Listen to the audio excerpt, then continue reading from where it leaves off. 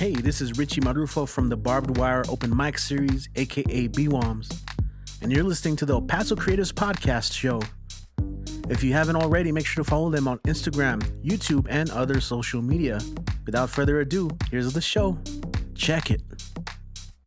What's good, y'all? It's your boy, who is Raphael Leraux, and I'll be the guest tonight on the El Paso Creators Podcast. Awesome, Raphael. Well, it's a pleasure to have you here at the Amano Gallery. Oh, yeah. Thank you for having me. So you're an artist I've seen who's done a lot of different things. We talked a little bit before the episode about like how kind of you stopped for a little bit. So I want to touch on that for a little bit, but I just want to give my quick intro real quick. So what's up, guys? My name is Isaac Hernandez. This is the Paso Creators Podcast Show. We're here at the Amano Gallery. We're actually going to have our poetography event here as well. So if you guys stay tuned for that one, November 6th. But for people who don't know exactly who you are, why don't you just give yourself like a 2-minute introduction of what it is that you do and stuff like that? So I've been a hip hop artist for, at this point, more than half of my life. Started rapping when I was 14, performing, seeking this out as a career. You were getting like gigs and stuff here locally, like at 14? Yeah. Cool. My first gig when I was 14 was actually at a show called Lock the Block in the Northeast at Veterans Park. Okay. Used to battle over there on Fridays, every Friday after school. It was like a rap battle type of thing? Yeah. We used to battle every Friday at Veterans Park. A lot of really dope local artists. And then, I do music. I got a new single right now, Night Calling, that's available on all streaming platforms. Yeah. Do photography. I've got 2 children's books that I've published, When Daddy's Away and My Beautiful You. I do a little bit of everything. I paint, sculpt, like music, writing in general. Yeah, music artist. Yeah, I just enjoy creating in general. And so touching on your books a little bit, how did you first get into writing? Let's go about it that way. Like, what made you want to get into writing? I actually kind of just fell into the children's books. Basically, like I took some time away from music just to take care of my daughter. I'm a single dad, and I stepped away for a little bit while my daughter was small. And I was working 2 full-time jobs. I was sleeping about 15 hours a week. Like I was seeing my daughter for about 20 minutes a day, just in between going into jobs. So it was rough. And my daughter was really feeling the effects of it. Yeah. And so I started telling her this story just as a bedtime story, just to kind of reassure her, like, even though you don't see me much, like I'm still here for you. I still love you. I'm always going to be there for you. Yeah. And then I wanted to get that bedtime story printed out for her, just so she could have something, since she was learning how to read, so she could have something to cheer her up on those nights that she was missing me. And then I looked into it, and the price of getting just a single book printed was just ridiculous. Like it was up there. And I started looking into it and realized it would be a lot easier and a lot more cost efficient to just publish the book as a whole instead of just getting a single copy printed. I just kind of fell into getting that first book published. And then the second book was more so just a challenge to myself. It was during the pandemic, we were locked down, and I decided, like, I'm teaching myself how to do digital artwork. So let me try to...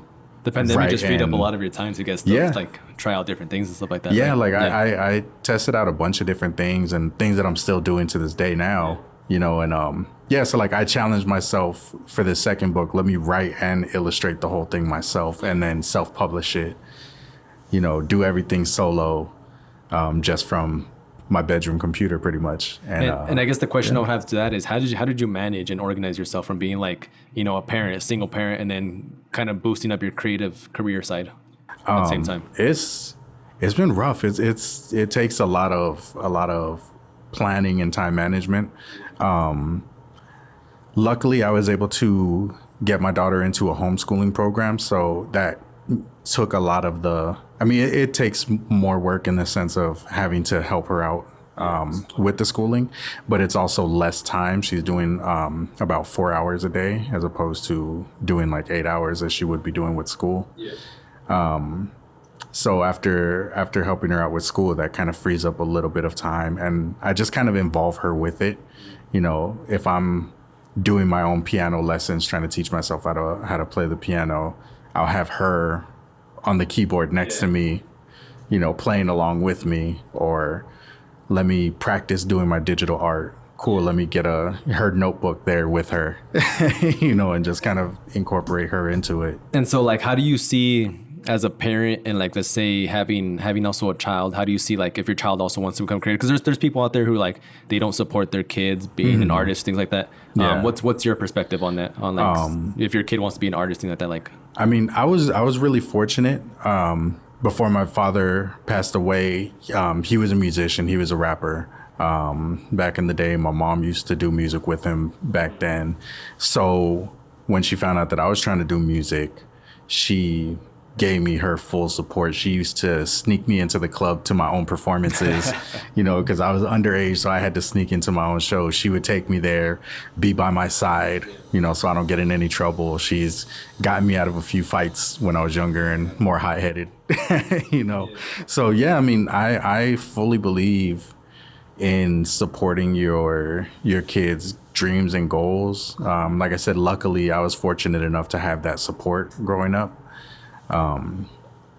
So I mean, regardless of what my daughter wants to pursue in life, like I fully believe if that's what makes you happy, like I agree. I'm all for it. Like, and on your music end, what got you wanting to get into music? Was it the writing or just music?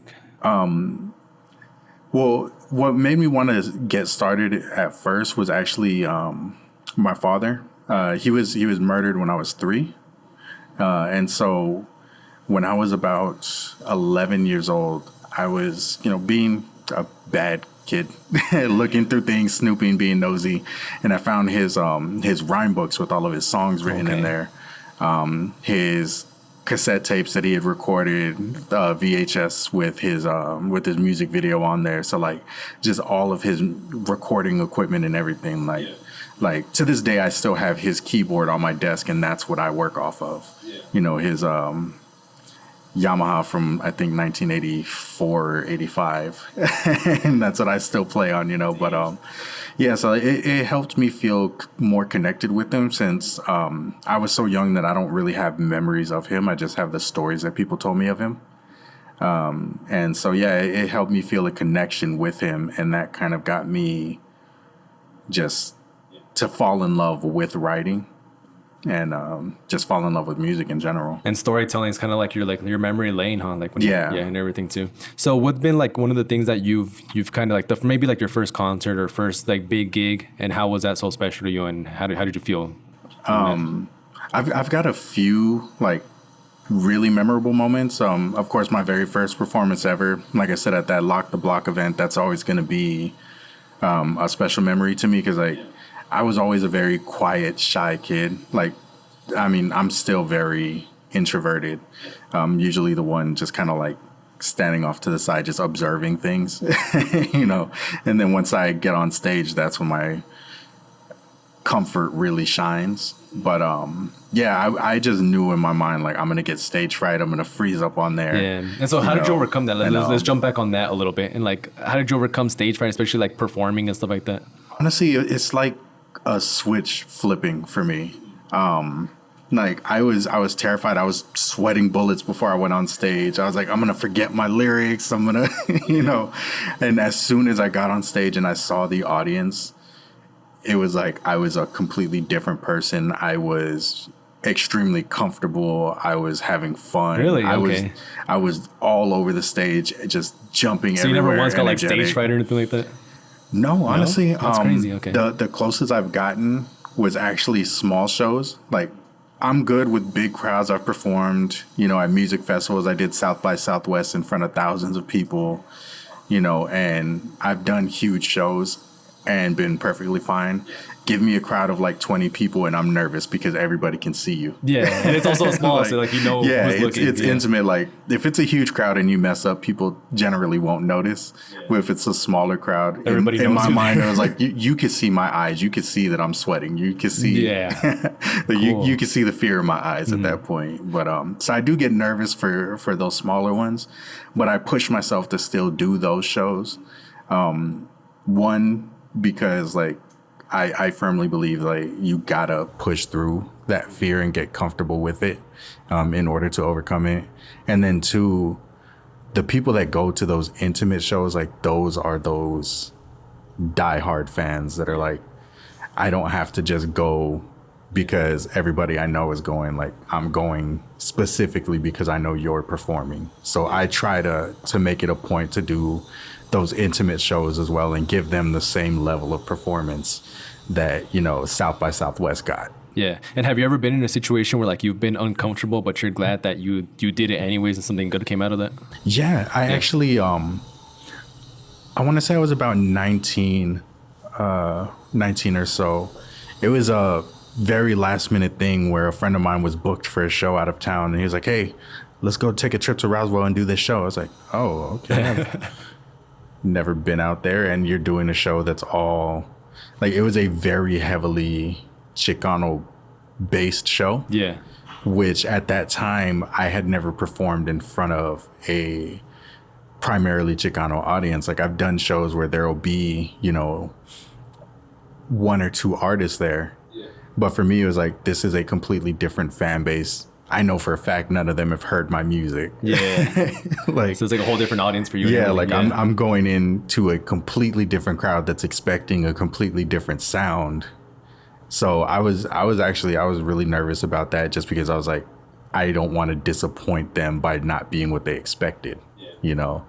And yeah, I went up there, and before I even got on stage, everybody was showing me so much love, and they, it was a lot of support between the artists and the audience. And then when I got up on stage, I was glad that I pushed through those initial nerves and those reservations of like, this isn't the audience that I cater to, you know, because yeah, I mean, I made some lifelong fans, people that still message me to this day, you know, more than 10 years later. Like, when's your next show or type of thing?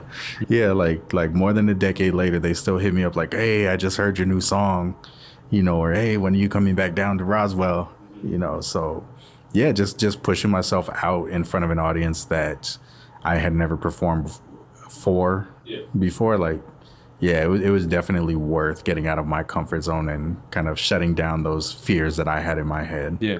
And so going with that question too, I think this is a perfect one to ask this one right now is, what is probably something that like you kind of had to make a sacrifice in order to do, or like something that you had to maybe, I guess, get more serious about in order to pursue it? Like maybe a leap of faith or something. Really, I mean, I've always felt like if this is what I want to do, I have to put everything into it. Yeah.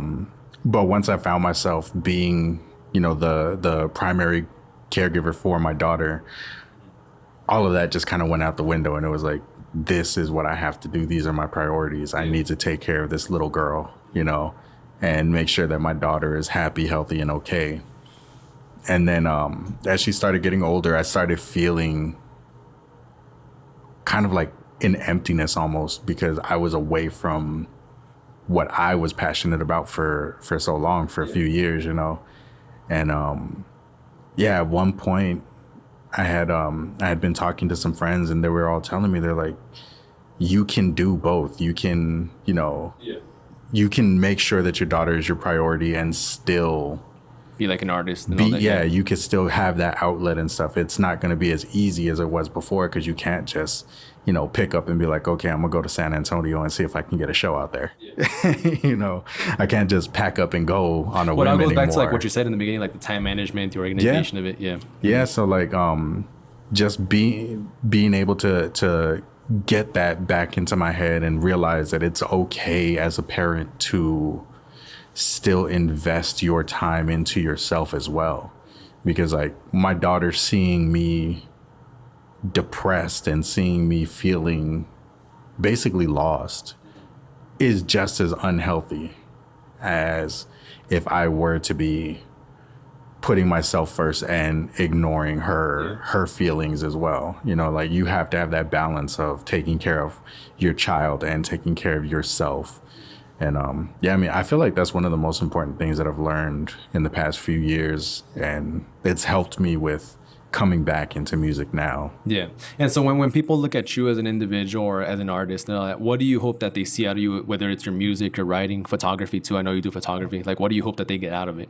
I just want to make people feel something, like regardless of what the topic is of my song, or what the subject matter of the photograph is, or the painting is, or what the topic of the book is. Like, I just want to know at some point that I made at least one person feel something with what I've created, and if I'm able to do that, and I'm able to just create that connection for that moment, then I feel like I'm doing my job as an artist. Yeah. Mm-hmm. And what's one thing that you really had to learn as an artist, musician, writer, anything like that, to help you really keep going? Maybe like a new skill you had to learn or things like that. Honestly, the biggest thing I had to learn was a mental thing. I have a tendency to be very hard on myself, like especially when it comes to something that I've created. Yeah. I am my worst critic. I always have been, and so learning how to shut that negative voice down and be able to actually give myself praise for what I've created has been such a huge help, because my first instinct tends to be like, this is good, but it could have been better. Yeah. Or just nitpicking at the ways that I can improve next time. But now I've started to learn to take a step back from what I've made and just look at it with fresh eyes and appreciate it for what it is and not pick at it for what it's not. Yeah. And I feel like that's one of the most important things that you can learn to do as not even just an artist, but as a creator in general, is to learn to actually appreciate what you've made and be happy with it. Because there were a lot of people who would listen to my music and be like, oh, I really like this song. And in my mind, it's like, yeah, I like it too, but there's this part that's just bugging me, or, just picking away at it. And I had to learn, and it took a long time. It took a really long time for me to actually get to that point where I can sit back and just actually enjoy what I've made. Yeah. Well, because I've seen you've done a lot of big things. And so with that too, I want to see, how did you deal with even the negative parts of all that? Like people telling you like, oh, no, your music sucks. There's people like that. So like, how did you deal with all that, and how did you overcome that? Yeah. When I was younger, it used to really eat away at me. Like it would ruin my whole week. Like, seeing messages like I'm dating myself, but seeing messages on like MySpace, like, because the reason I asked that is because there's a lot of people who like, they get their first hate ones and they stop. And I hate when people stop because of that. Yeah. It's like, it's hard not to internalize that negativity, because you see it and you start to get in your own head and you're like, well, maybe it is bad. Maybe, like there was one person I remember I did a showcase, and they had some people from around, some managers, talent agents, and then a few people from the local radio stations here, that would give feedback after the performance. And one of the comments that I got, the woman said, "I just don't get it. I don't like it. I don't like your look. I don't like your sound. Really? I don't like your voice." Okay. And I remember very clearly these words that she said, which was, just because your friends and family like it doesn't mean that you should make music. Okay. And I was just like, that cut me. And for a while, I kept internalizing that, like, maybe I shouldn't do this. Like, this is somebody who's doing this as a living. This is their career. They know what they're talking about. So clearly it's something wrong with me, And I had internalized that for a while. I didn't tell anybody it was bothering me. As far as everybody else saw, I just brushed it off like, yeah, whatever. Yeah. People are going to talk. But in my mind, it was like playing in the back of my head, like, just because your friends and family like it doesn't mean you should make music. Like, it's hard to get over. I don't get that part, because like everybody has their own taste. And so this individual I met, we're like, I always tell people, I'm like, as much as there's somebody who hates you or who hates your work, there's also an audience who loves it. The fact that like 50-year-olds still trade Pokemon cards nowadays, but like there's an audience for everything. Yeah. So and actually, It's funny that you mentioned that, because a statement similar to that is actually what helped pull me out of that, which was one of my mentors. I had linked up with him in the studio. He came in town to record a gospel album, and I was in there with him, and he was giving me a little advice, and I kind of explained that whole situation to him, and he told me, just think about it. There's almost 7 billion people on this planet. Exactly. Statistically speaking, even if you are as bad as she says, there's at least 100,000 people on this planet that will like what you make. Like, just statistically. I tell everybody, like, the world is just abundant, you know? It's like there's the fact that everybody owns a business nowadays, but there's still clients for that, you know? It's abundant. It was like, when he was telling me that, it kind of sunk in. It was like, you know, you're right. Like, think about an artist that you absolutely hate. There are still people who love them and who follow them. And he told me, your job as an artist is to find that 100,000 people who statistically will love your music. And with the day and age that we're living in now, it's easier than ever, because you don't have to be confined to your area. With the internet, you can find those people that will love your stuff. You just have to put yourself out there. Yeah. You know, and you just gotta keep going with it no matter what. That negative is gonna come. But every time I get down on myself, I remember, like, statistically, like, I have enough people who will like my music, even if it is as bad as the people who don't like me say it is. There's going to be people who think it's the greatest thing ever. Yeah. And because now I want to touch on that, so that, like, you can kind of bash on all that negativity. Like, what are some of the greatest things you've done? You mentioned South by Southwest and all that. Yeah, I did South by Southwest a few times. The last time I did it, which I believe was 2014, one of my favorite performances I ever did, I jumped out of a window during my set, like, just kind of stage dove out onto 6th Street. Just the worst thing you can do is give me a microphone without a cord, because I'm everywhere. Because you're everywhere. Gotta strap you down or something. Yeah. So, like, that was one of my favorite performances. I've had people that I looked up to in the industry reach out to me and just tell me keep going, tell me that they like my music. Had artists that I grew up as a kid listening to, you know, that when they were in town asked me for a CD and complimented me on the music. Like, it wasn't me running up and like, please listen to me. It was actually it was actually just like, hey, you know, we've talked before.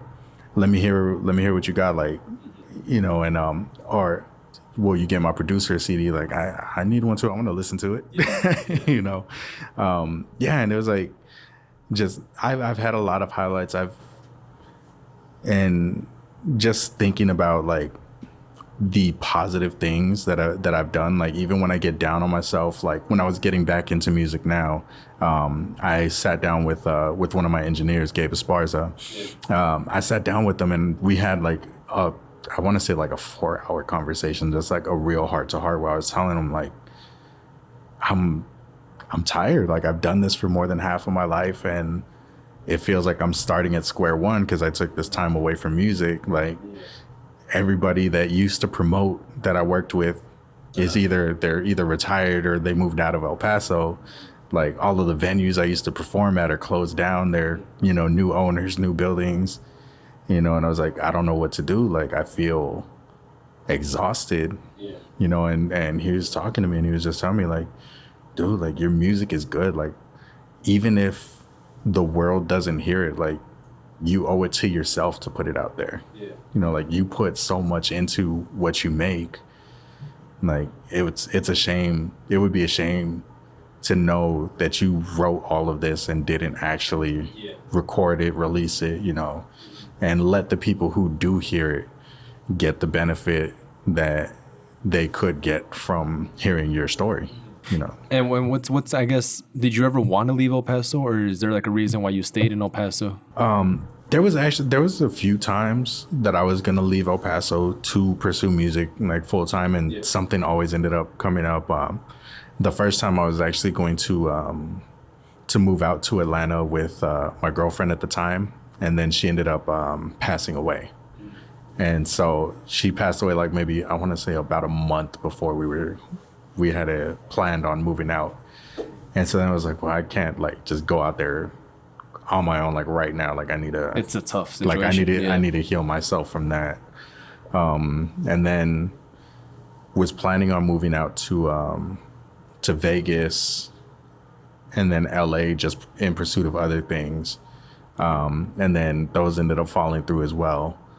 Tried to go to school, but had money issues and, family issues, different things that came up. So yeah, there was a few times where I was going to leave El Paso and then just kind of for one reason or another ended up not actually taking off. And is that still the case? Like you're still trying to get out, or do you feel like maybe you should stay here and grow here? At this point, I feel like I'm just kind of going with the flow with things now. It's not like I'm actively, trying to get out and leave or anything like that. Yeah. If opportunities arise, I'm not gonna put them on the back burner, which is a problem that I used to have, where it was like I'm gonna put things to the side so I can focus on everybody else and making sure everybody else is straight. But yeah, I'm not actively pursuing, anything in particular right now outside of just building with my team and putting out as much music as I can right now, putting out as much art as I can right now, and really giving myself that chance to grow and flourish. Just like you said, you're trying to just rebrand yourself at this point. Yeah, pretty much. And how important do you think that is for like somebody, especially an artist, a creative, or anything as a whole, to really brand themselves and put themselves maybe in the digital aspect as well?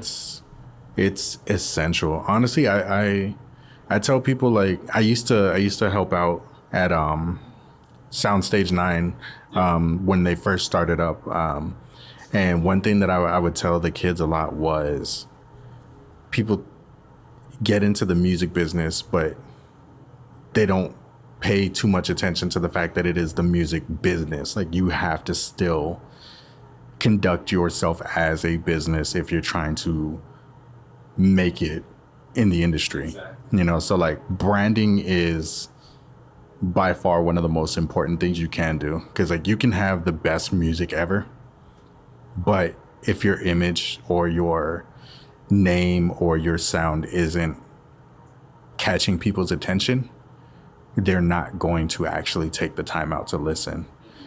So yeah, you have to learn how to brand yourself. You don't have to become a product, but you do have to be aware that like, if I make sad music, then I know that that's my brand and that's what I'm actually catering to. So doing a show at like a carnival, probably not the best branding for me. Because people aren't coming to hear trying to get to like those smart opportunities that are going to help you up. Yeah, so like branding, it goes way further than just how you dress or how you look. Or even just like having a logo for your name, or even registering your name, which a lot of artists tend to not even do. That's very important. But just knowing what shows would be best for you. Like if I make pop music and I get booked to do this real heavy underground hip hop show, that crowd is going to eat me alive. And not even because the music is bad, but because it's not what they came to see. It's just being aware that sometimes there are opportunities that it's better to pass on. Other times there's opportunities that you cannot afford to pass on. And so that's a follow-up question you kind of answered a little bit. Was I've asked this question before, and I think it fits perfect here, is how do you see taking every opportunity, and how do you see denying some opportunities for the best of yourself? You have to learn how to turn down some opportunities, whether it be because it wouldn't be beneficial to you as an artist, or even just that it wouldn't be beneficial to your mental health. Like I used to accept every show, and I've had strings of nights where I'm leaving one show to go perform at another. Like I've been double booked, I've been triple booked. And it takes that mental toll on you. It's exhausting. And like I had a point where for a few weeks I had just blown my voice out, because I was doing 2-3 shows a week for about 3 months. And some nights I was doing double booked shows, and it would be, 15-minute show here, 45-minute show here. There was one point where I did a 3-hour set for a car show, which was just brutal. I mean, I'm in the sun, and I tend to not leave much open space in my sets. So it's just song after song back to back for 3 hours. I did my entire catalog up to that point. Damn, oh man, 3 hours is a long time. Yeah, I did all of my music up to that point. And yeah, it was brutal, and I was feeling it afterwards, and I needed to take a break. And that's when I kind of learned, like, sometimes you have to say no, you know, to take care of yourself. You know, if I have a show, but I'm not feeling well as much as I hate it. Like, I've performed with a cracked sternum before. Like, wow. I had an accident, cracked my sternum. I was recovering. You still did it. But I had a show booked. Yeah. I'm not going to say no to this show because I don't want to look bad. So I went in, I performed, and I was just in immense pain. I had tears in my eyes while I was performing.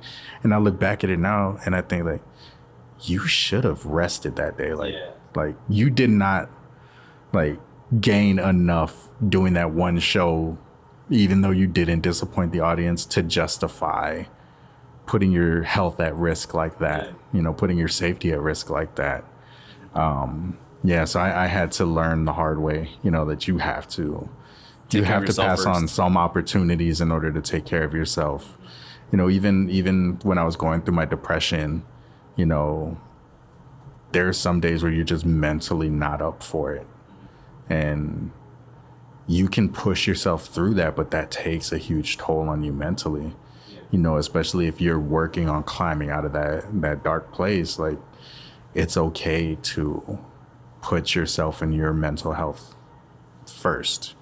You know, it's very important. Yeah. Like, don't be crass about it or anything, or just be like, no, of course I'm not performing. Like, it's all about me right now. Like, you don't want to make people think that you don't care about them. Like, you don't want to have too much ego, too much pride. Yeah. You don't want it to come off that way with your audience or with your fan base, but you also want to, like, I'm very open with my fan base, and I let people know, like, sometimes I'm just not okay. You know, and everybody's human, bro. Yeah, it's okay to not feel up to it sometimes, you know, and I'll let you know, I'm having a rough mental day. I'll make it up to you guys, but right now I really need to take that time. And I seen that with the Olympics, Simone Biles. So when she got out of the Olympics and all that, like, her true fan base actually supported her mental health, and all everybody else was just, they weren't real fans. I saw a lot of people actually educating others on the whole situation. You know, like, I've got a lot of friends who are gymnasts as well, and they actually explained it to me too.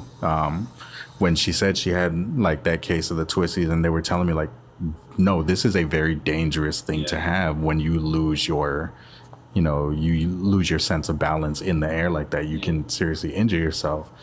And seeing people actually explain that to others was a beautiful thing to me.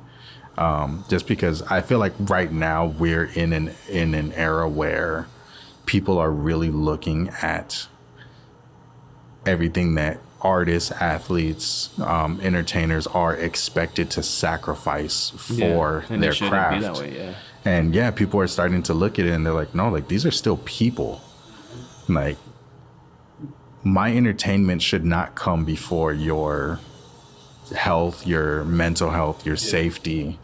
So I love the fact that audiences are being a lot more understanding, and, like, if you just let them know, like, hey, you know, I'm not feeling up to it, or this is what I'm going through, they understand, and they are so supportive. Like, people have been really supportive over me every time that I've mentioned mental health or anything like that.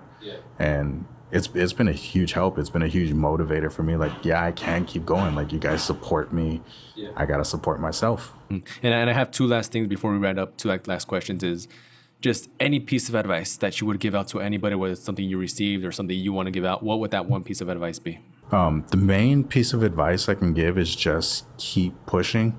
Even if you feel like people aren't hearing you or aren't resonating with the music the way that you feel like they should be or that you want them to be, keep pushing. Because, like, I had somebody message me right before I released my last single on the 1st. And he was like, hey, I'm still listening to better. Like that song has helped me a lot. I released that song in 2018. I didn't think anybody was listening to it. I didn't think anybody cared about it. Like that's one of my lowest played songs. But somebody just out of the blue told me like this song really helped me out. And that's more beneficial than anything. Yeah, really. Like I feel like even if you don't see the effect that your art is having on people, put it out there. Like keep pushing, keep going. Like I've had so many times where I wanted to give up. Even recently, before I started doing this last push, I was at a point where I was like, I have 54 songs written. I really just want to sell them. I'm done. Like I wanted to give up. And like I said, my engineer Gabe, like when we had that conversation, he's the one that kind of like talked me out of just selling my entire catalog of lyrics and to other artists. And he was like, no, like put it out. Like you owe it to yourself. Like this is what you created. Even if people don't hear it, like, or even if you don't know that people are hearing it, like somebody might be listening and somebody might be feeling the impact of what you created. And not even that too, but it's like if you're looking for that one opportunity that can change your whole life or your whole creative career, it just takes that one opportunity for somebody to listen to it and they can hit you up and change everything for you. You never know when it's going to happen. Like all you can do as an artist is really just put it out there into the world and push yourself and promote yourself, and you know, things happen as they do. Mm-hmm. And so that last question that I had for you was, what is something you know now that you wish you would have known when you first got started? Honestly, I feel like the thing that I really wish I would have known when I got started was just the negatives of the business aspect of it. I learned everything the hard way. I did everything pretty much. It was pretty much just me and my mom kind of like fumbling our ways through the business aspect for years, you know? And so like I had songs stolen. I've heard songs that I've written be performed on TV while I was watching and just like been shook, but I didn't know about copyright at the time. I thought, oh yeah, I'm just going to send my music to this label and hopefully they'll sign me. Next thing I know, whoever got that song, send it off to somebody as something they wrote. You know, that's crazy. And it was like, like I just wish I had paid more attention to the business aspect of things when I was starting off. Like I got passed up for major label deals a few times for things that were completely out of my hands. But if I had known more about how things worked, you know, I would have been able to navigate that a lot better. If I had known about marketing more, you know, when I was first getting started, when I had a really strong fan base, like early on, I could have been able to take advantage of that. You know, so now I study now a lot because like back then I absolutely missed a bunch of opportunities that I could have had. Granted, I don't think I would be the artist I am today. If I had, you know, got signed at 17, I definitely wouldn't have had the drive, you know, to keep working. And so do you think that like starting all over again kind of is helping you out, like kind of be better? It's definitely, I mean, the reception that I'm getting from fans is totally different than it was before. The way I interact with them, the way my openness towards them is so much different because now like I've been through so much and I've been, you know, it feels like I've been dragged through the mud and through the dirt and I've come back out. Then now I'm coming at it with a much more just grounded mindset. It's not, I'm trying to be the biggest artist ever. It's just, I want to make art that affects people, you know, in some way, shape or form. And being able to do that now this time around with a completely different and honestly, I feel like a much more mature approach to just creating music in general. I feel like it's made a huge difference and a much bigger impact. That's awesome. And then before we end, just give yourself a plug. Where can people find you, look for you, reach out to you, things like that? You can find me on all streaming platforms. Who is Raphael Leraux? Instagram, social media, all at Who is Raphael Leraux. All for social media, all one word. Who is Raphael Leraux. You can find my books, When Daddy's Away and My Beautiful You, available on Amazon for paperback and ebook. My coffee company, Morning Brewed Coffee, morningbrewed.com. You can get coffee delivered straight to your door. And yeah, I mean, you could just keep an eye out for my painting, sculpting, photography, all of that. Just keep an eye out for Who is Raphael Leraux. Awesome. And you're also going to be a featured photographer in our poetography. Yeah. So that's gonna be I'm cool excited about poetography, man. It's going to be fun. So I'm definitely excited for that one. Thank you everybody so much for coming out and watching this episode and everything too, taking out the time out of your day to listen to this episode. Make sure you guys go check them out. Check out the Amano gallery here. They're also having shows coming up as well. So if you guys are interested in the art gallery and artwork, things like that, make sure you guys come check it out. But we'll see you guys next time. Thank you so much.